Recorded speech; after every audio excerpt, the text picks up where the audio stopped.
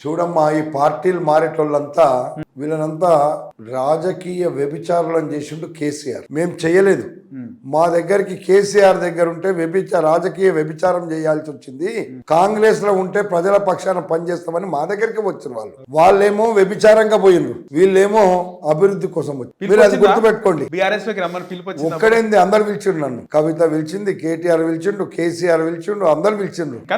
నేనెందుకు పోతామా? మా అమ్మ నాన్న ఇచ్చింది చాలు, నాకు తృప్తిగా ఉన్నా. కానీ ఒకటి ఏంటంటే సార్, మీ రాజకీయ ప్రస్థానం స్టార్ట్ అయింది కాంగ్రెస్ లోనే. 83లో సర్పంచ్ అయినారు, ఇప్పుడు ఎమ్మెల్యేగా ఉన్నారు ఇంకా ఇబ్రాహీంపట్నం. కానీ మధ్యలో తెలుగుదేశం పార్టీలోకి పోవాల్సి వచ్చింది. ఎందుకని? ఎవరు పోయారు? 94లో మధ్యలో పోలే నేను. ఎన్టీ రామారావు పార్టీ పెట్టినప్పుడు నేను సర్పంచ్ గా ఉన్నా. సర్పంచ్ గా ఉన్నప్పుడు ఎన్టీఆర్ యొక్క ఈ రాష్ట్రంలో నేను ఇది చేస్తా, ఈ రాష్ట్రాన్ని తెలుగుదనం చూపించి తెలుగు వాళ్ళకి గుర్తింపు తెస్తా అన్నప్పుడు నేను పోయినా. సర్పంచ్ గా ఉండి పోయినా, పోటీ చేసేందుకు పోయినా, పోటీ చేసినా వచ్చిన.